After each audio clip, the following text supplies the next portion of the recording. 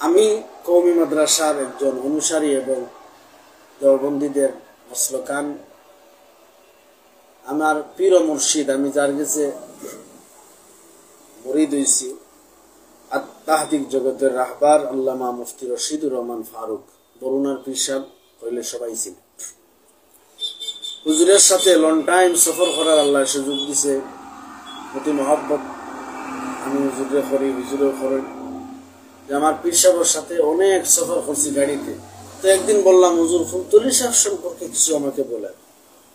তো হুজুর বলেন, ফুলতলি সাহেব হলো সাগর, আর তার যে সম্পর্কে কিছু বলা, এগুলো হলো একটা মাছরাঙ্গার ফাঁকি। যদি ও সাগর থেকে ফানি তুলে, ও ফানি তোলার পরে ওই মাছরাঙ্গার ছোট যে ফানি, ওগুলো হবে তার প্রশংসা, আর তাই তো রয়ে গেল সাগর। এত বড় মানুষ ফুলতলি সাহেব। আমাদের কওমি অঙ্গনের খতিবে বাংলা আল্লামা জুনাইদ আল হাবিব সাহেব একটা বক্তব্য দিয়েছেন, আপনারা শুনবেন।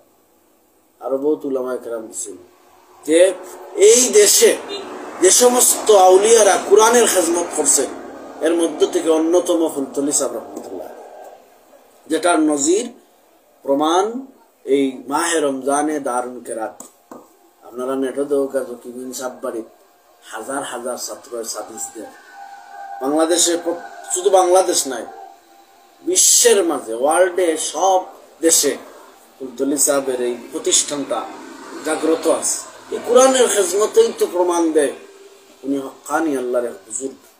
আসলে ভাই, ফুলতলি সাহেব এর আকীদা আর আমাদের আকীদাগত কোনো বেজার নেই। কোনো না কোনো ক্ষেত্রে ফুলতলি সাহেব আমাদের দেওবন্দির এরার এক প্ল্যাটফর্মে আন্দোলন করছেন। যেমন তসলিমা নাসরিনের আন্দোলনের সময় প্রিন্সিপাল আল্লামা হাবিবুর রহমান আর ফুলতলি সাহেব একই মঞ্চে বইয়া ডাক দিচ্ছে।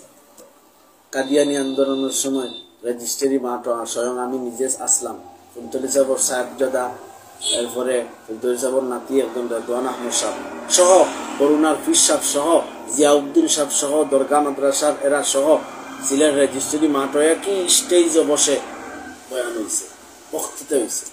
কিছু কিছু ক্ষেত্রে একই মঞ্চে দাঁড়াইয়া তারা কথা হয়েছে যে কিছু মাসলাক নিয়ে, আর কিছু ছোটখাটো মাসলা নিয়ে ইখতিলাফ আছে, কিন্তু আকীদাগত আমরা কোনো বেজাল নাই।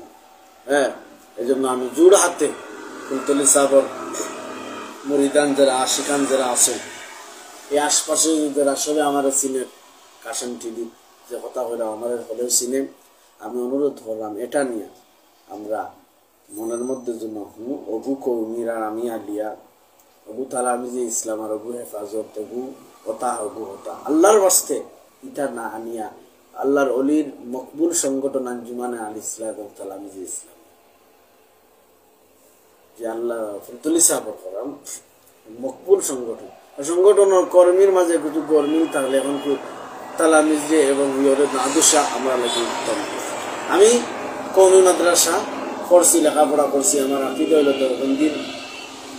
আমি কওমি মাদ্রাসার স্থান থেকে হইলাম ফুলতলি সাহেব আল্লাহর খাস বলি আসলাম। আমি বিভিন্ন জায়গায় বয়ানে উঠে তুলিয়া দিই। তো গত কদিন আগে কাশেম টিভি সাহেব আমার লোকে আসলাম, শমশাননগরের মাহফিল 4 ঘন্টা হয়েছে ফুলতলি সাহেব ইয়া করে। আমার এলাহাত হরিগ্রাম দরগাটিল্লা গুরুস্থান ফুলতলি সাহেব সম্পর্কে আমি তুলিয়া ধরছি বিভিন্ন জায়গায়।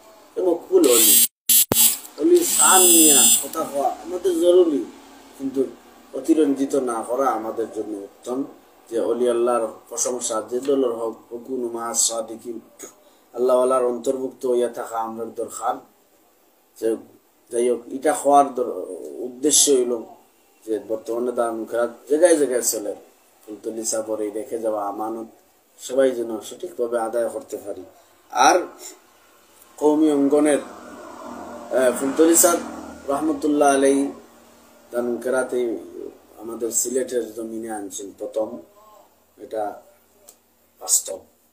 আর কোরআন সহি করা এবং কোরআন শুদ্ধ করে তিলাওয়াত করা, এই বিধান তো রাসূল সাল্লাল্লাহু আলাইহি সাল্লামের যুগ থেকেই আসছে।